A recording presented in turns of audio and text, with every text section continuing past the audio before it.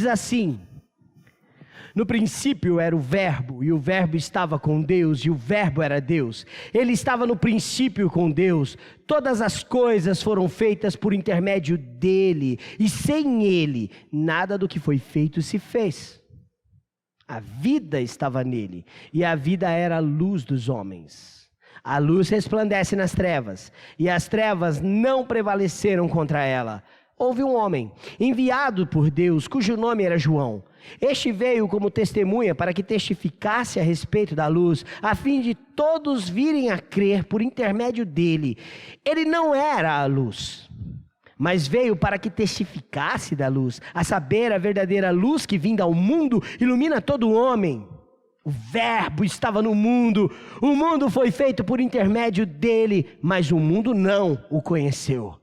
Veio para o que era seu, e os seus não o receberam, mas a todos quantos o receberam, deu-lhes o poder de serem feitos filhos de Deus, a saber, os que creem no seu nome, os quais não nasceram do sangue, nem da vontade da carne, nem da vontade do homem, mas de Deus. E o Verbo se fez carne e habitou entre nós, cheio de graça e de verdade, e vimos a sua glória, glória como do unigênito do Pai. Até o verso 14. O Evangelho de João é um evangelho filosófico, porque existem hereges que, com um conhecimento helenista, filosófico, falavam que o Logos, o Verbo, a palavra, era o que trazia libertação ao homem, o entendimento. Então, muitos começaram a tratar o Evangelho apenas como uma lição filosófica para o homem. Jesus se transformou em um sábio, um mestre que tinha palavras de sabedoria. João, então, escreve o seu Evangelho para dizer que ele não é apenas um sábio, ele é mais do que isso. E ele é a própria palavra, o próprio Verbo. A maneira como ele apresenta o Evangelho é uma maneira evangelística de proclamação sobre quem Jesus é. Comemorar o Natal é comemorar a vinda de Jesus neste mundo. Celebrar o Advento é lembrar que o nosso Salvador veio a este mundo. Mas há características importantes a serem destacadas. A primeira delas é que Jesus é o Verbo de Deus. Jesus é o Verbo de Deus. Observem o verso 1, 2 e 3, que diz: no princípio era o Verbo estava com Deus, e o Verbo era Deus, ele estava no princípio com Deus, todas as coisas foram feitas por intermédio dele, e sem ele, nada do que foi feito se fez. Observem que no versículo 1, João usa a expressão verbo, logos, no grego, que significa verbo, palavra. Claramente aqui João está usando a palavra de Deus, no princípio era. Há uma referência ao Deus Criador.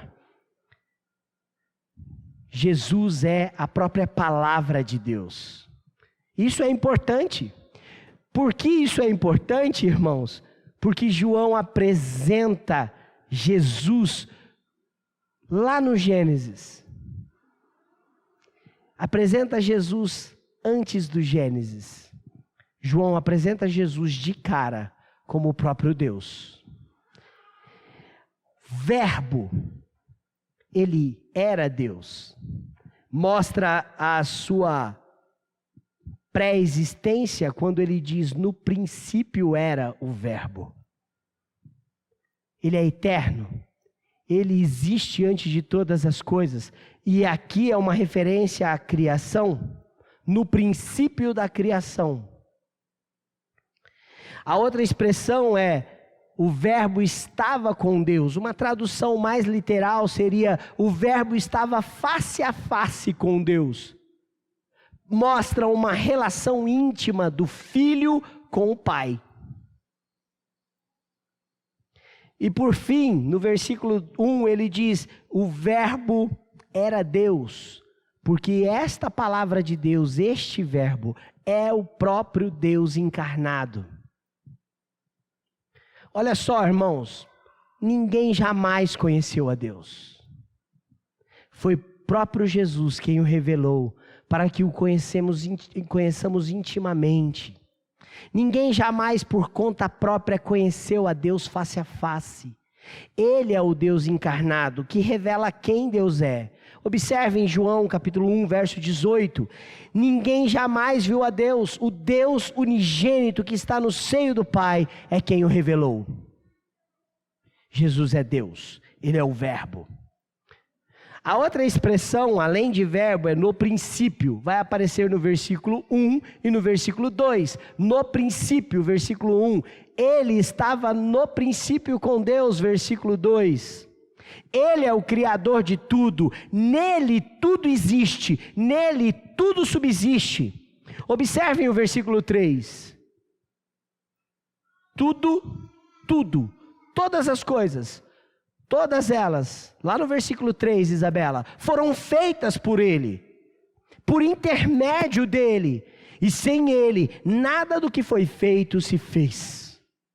Ele é o Criador de todas as coisas, o Verbo de Deus, o próprio Deus, eterno, íntimo em relação com o Pai, Criador de todas as coisas.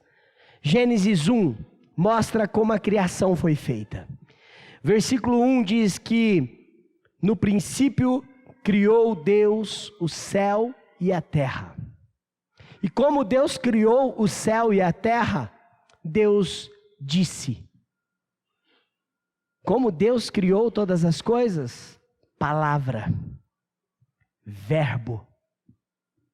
E disse Deus, haja luz. E disse Deus, Jesus é o Criador de todas as coisas. Ele é o Verbo, o próprio Deus. Segunda característica que nós aprendemos, ainda nesse aspecto, é que Jesus, sendo o próprio Deus, Ele também é a luz dos homens. Observem que no versículo 4 até o versículo 5, nós lemos assim: a vida estava nele e a vida era a luz dos homens. A luz resplandece nas trevas e as trevas não prevaleceram contra ela. Olha, irmãos, Jesus é a luz dos homens. É importante ressaltar isso, porque muitas pessoas não percebem que estão nas trevas. Elas não percebem que vivem nas trevas. Elas chamam de luz aquilo que é escuridão. Por isso, são cegos caminhando em direção ao abismo e à morte. Quando o texto fala que Ele é a luz dos homens, Ele diz: a vida estava nele. Gênesis 1, e disse Deus: haja luz. Antes da criação do sol, das estrelas, da lua, haja luz. Ele é a luz. Ele é o Senhor. A vida está nele. Nele tudo existe. Nele tudo subsiste.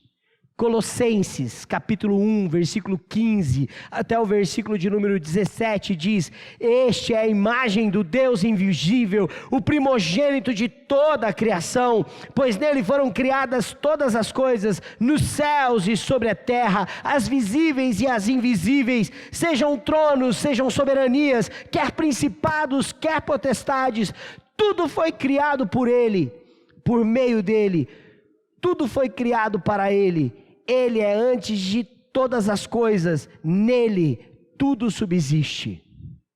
Ele é a vida, e a vida está nele, pois nele há luz. Desde a queda, no Gênesis,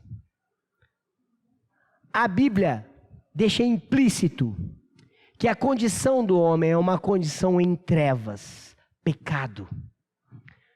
Por isso que a Bíblia vai anunciar Jesus dos profetas e dizer que um povo que estava em trevas viu grande luz. Por isso os textos das Escrituras vão dizer que Jesus é essa luz vinda ao mundo. Ele mesmo se apresenta desta forma. Porque o homem, por natureza, está perdido no escuro.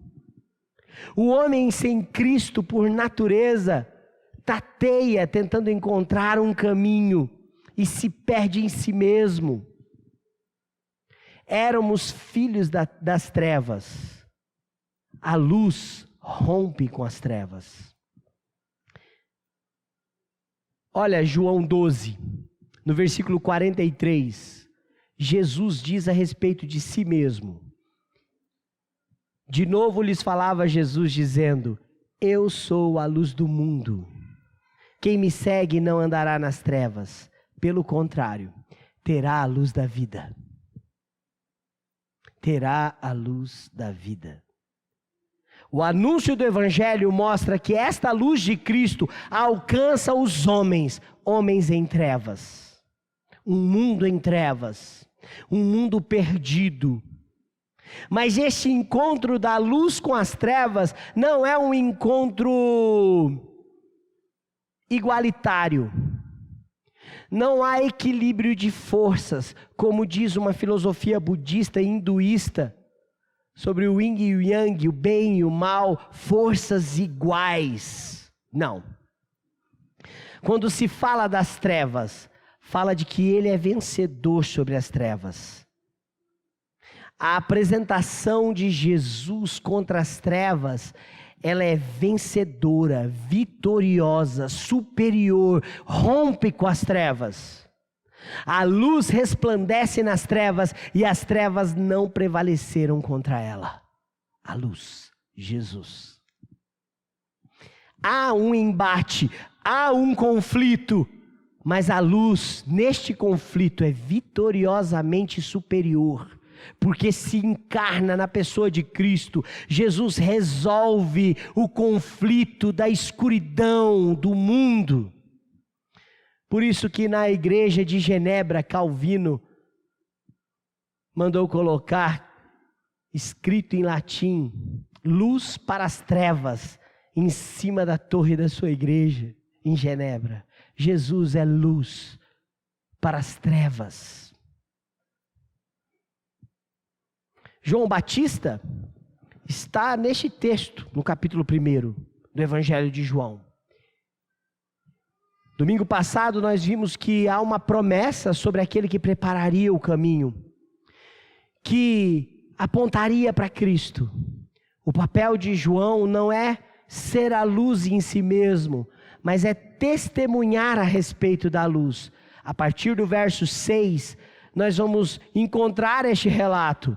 No verso 6, nós vamos ver o evangelista João dizendo o quanto é o papel de testemunho. Porque no verso 6, Isabela, nós vemos que o papel da igreja é testemunhar, é proclamar. João veio para apontar para Cristo, para anunciar a Cristo, para mostrar que Ele é a luz do mundo. João Batista, do versículo 6 até o versículo 8, representa a lei e os profetas. João Batista tem um papel profético. Ele diz aquilo que a lei falava a respeito da luz, vai se cumprir na pessoa de Jesus. Aquilo que os profetas falavam da luz vindo ao mundo, se cumprirá na pessoa de Jesus. O papel da igreja é proclamar que a luz veio ao mundo. O papel da igreja é testemunhar que Cristo veio a este mundo. Versículo 9. Há uma conclusão sobre o ministério de João, porque ele diz que, mesmo apontando, muitos não reconheceriam essa luz. E ele diz, a saber, a verdadeira luz, que vinda ao mundo, ilumina a todo o homem.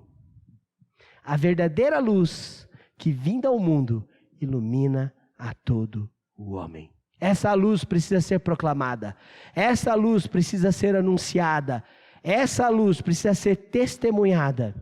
João representa a lei e os profetas, e hoje a igreja representa o testemunho de João, da lei e dos profetas, que Jesus é a luz que ilumina todos os homens, que resolve o conflito das trevas, rompe vitoriosamente com o pecado. Em terceiro lugar, além de Jesus ser o Verbo de Deus, além de Jesus ser a luz dos homens, Jesus é a encarnação do próprio Deus. Eu sei que isso ficou um pouco repetitivo, a encarnação do Verbo. Jesus não ficou distante, Jesus não foi uma luz distante que iluminou de uma maneira alta, separada dos homens. Jesus se envolveu, veio a este mundo, a palavra tomou forma, a palavra se encarnou. Isso é muito bonito. Eu gostaria que você lesse comigo o verso 10 até o verso 14, que diz: o verbo estava no mundo, o mundo foi feito por intermédio dele, mas o mundo não o conheceu. Veio para o que era seu e os seus não o receberam, mas todos quanto receberam, deu-lhes o poder de serem feitos filhos de Deus, a saberem os que creem no seu nome, os quais não nasceram da vontade da carne e nem da vontade do homem, mas de Deus. E o verbo se fez carne e habitou entre nós, cheio de graça e de verdade, e vimos a sua glória, glória como do unigênito do Pai. O verbo se fez carne. A palavra que criou todas as coisas, o Criador de tudo, o Ser eterno, o Altíssimo, o soberano de todas as coisas, se encarnou e assumiu uma forma humana, não apenas uma aparência, mas verdadeiramente homem. O Deus eterno e criador se transformou em criatura. Ele se encarnou, se fez homem. Isso é lindo, porque difere de todas as outras religiões, de todos os outros mitos religiosos. Nos mitos religiosos, a divindade visita os homens e aparece para eles em forma humana, mas não são homens. Eles são apenas uma figura. No Novo Testamento, a maneira com que Jesus é apresentada para pessoas que não acreditam na divindade dele, João o apresenta como Deus que se fez homem e como homem viveu entre nós. Observem, Filipenses capítulo 2, versículo 7, Paulo diz: antes a si mesmo se esvaziou, assumindo a forma de servo, tornando-se em semelhança de homens, reconhecido em figura humana. Jesus se encarnou. Jesus se encarnou e viveu como nós. A outro verbo que eu quero destacar no versículo 14 é o verbo habitar. Ele se fez carne e habitou. No original do grego, ele montou uma barraca para morar com seu povo. O verbo no grego tabernaculou-se, fez uma morada entre nós. É uma referência ao Antigo Testamento, onde Deus habitava no tabernáculo, a casa, a tenda de Deus no deserto, com o povo de Deus. Jesus se encarnou e tabernaculou-se, morou conosco, viveu conosco. Olha, percebe isso? Olha, Ele é o Deus Emanuel. Ele é o Deus que conhece a nossa realidade. Ele é o Deus que foi tentado à nossa semelhança. Ele é Jesus, o Verbo que se encarnou, o Deus que se fez carne e morou conosco. Viveu como vivemos, sentiu o que sentimos, foi tentado como fomos tentados, mas venceu, porque Ele é a luz. Outra expressão do versículo 14, cheio de graça e de verdade. Olha, nele sim há graça para ser distribuída, porque ele é fonte de toda a graça. Ele é o Verbo, ele é o Deus que se encarna. Ele é fonte de graça. Ele também é fonte de verdade, porque ele é a própria verdade.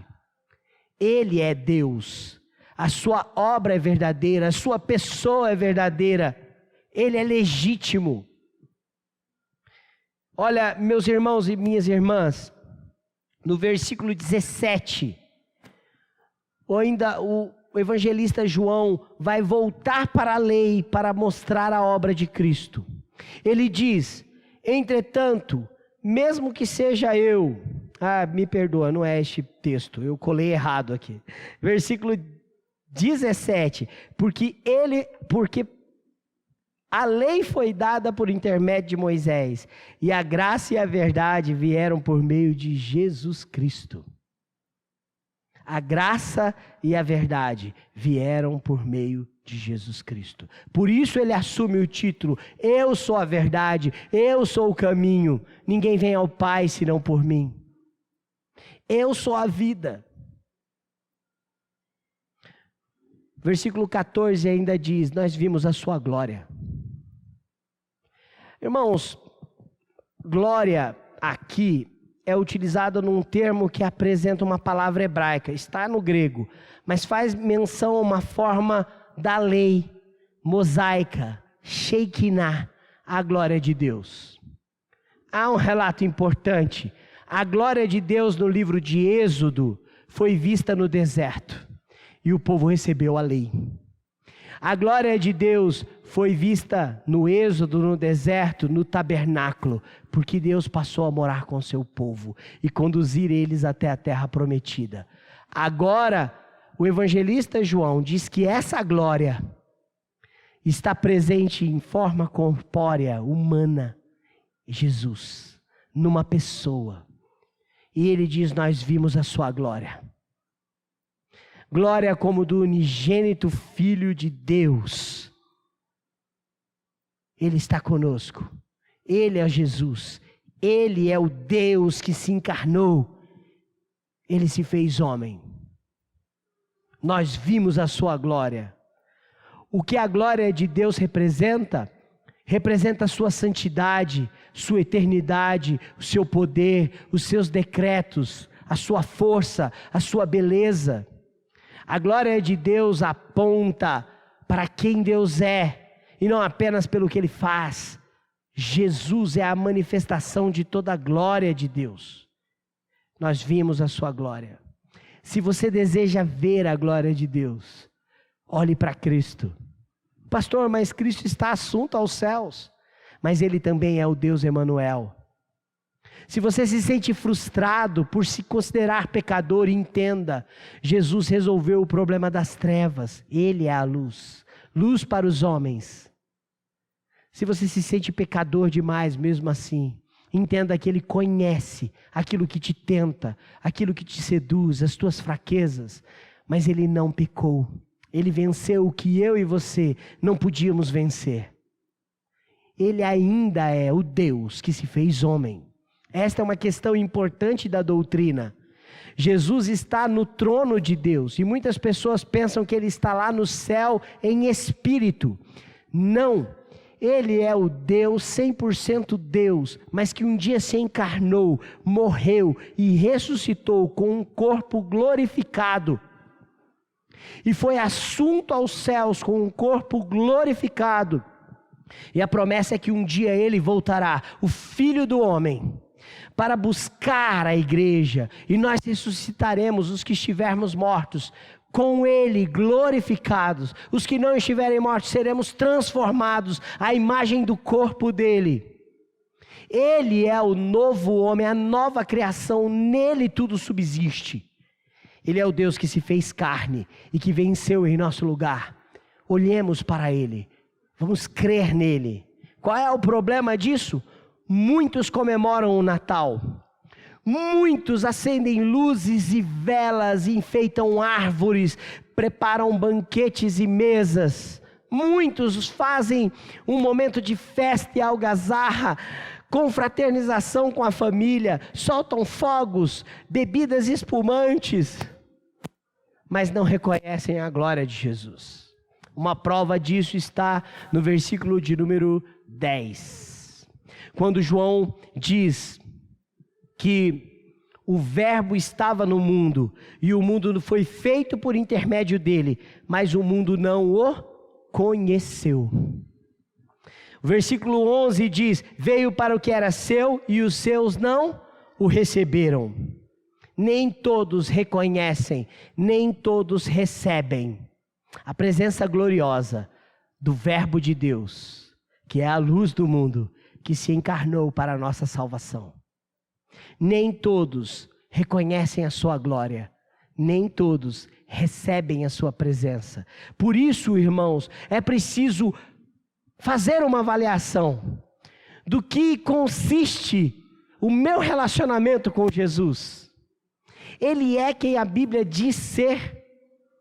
A minha comemoração do Natal, Jesus está presente. O versículo de número 12, em contraste ao versículo 10 e 11, vai dizer que por causa de reconhecermos, crermos nele, de recebê-lo, crermos nele, recebemos o poder, o direito e a autoridade de sermos chamados filhos de Deus. Através da obra de Jesus, temos filiação com o Pai, com o Eterno. Somente através do recebimento dele pela fé, porque o versículo diz aos que creem. Mas todos quanto receberam, deu-lhes o poder de serem feitos filhos de Deus. Muitos recebem visitantes, recebem presentes, recebem banquetes, mas não recebem o glorioso. Não recebem quem veio morar com a gente. Não recebem quem se fez carne e se identificou conosco. Receba Jesus, o Jesus glorioso, quem Ele é, o Jesus bíblico, o Senhor. O versículo 13 conclui esse Deus que se encarnou de uma forma gloriosa, porque Ele realiza uma obra. Qual é a obra? A pessoa nasce de novo. Observe o versículo 13, os quais não nasceram para serem filhos de Deus. Não nasceram do sangue. Não é uma coisa humana e carnal, nem da vontade da carne, da vontade do homem, nem da vontade deste homem humano, mas da vontade de Deus. Cristo produz a obra da regeneração. Somos nascidos em Deus por causa da obra de Cristo. A glória dele tem a ver com a obra da regeneração, da vontade de Deus sendo cumprida. Por isso, meu irmão, minha irmã, a obra da regeneração de Deus nos homens é aplicada em Jesus. Ele é a palavra de Deus que se encarnou. Ele é a luz de Deus que ilumina os homens em trevas. Ele é o Jesus glorioso. Ele é o Verbo. E Jesus, como diz o reverendo Hernandes, é a palavra, a exegese de Deus sobre toda a verdade e sobre toda a graça.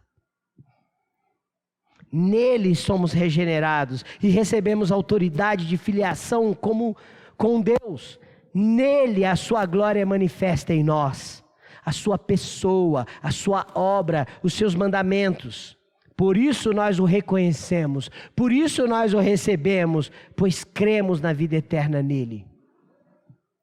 Anunciemos, como João anunciou, como a lei anuncia, como os profetas fizeram, que há um Salvador, que há um grande Rei, que se identificou conosco, que veio morar conosco e que voltará para nos conduzir à eternidade. Cristo veio ao mundo, um mundo que estava em trevas, mas Ele conduz o seu povo para a luz. Ei pessoal, Quer continuar assistindo os nossos vídeos? Clique aqui e você vai ter acesso em outros vídeos. Mas também se inscreva no nosso canal, tá bom? Acione o sininho e compartilhe com outras pessoas.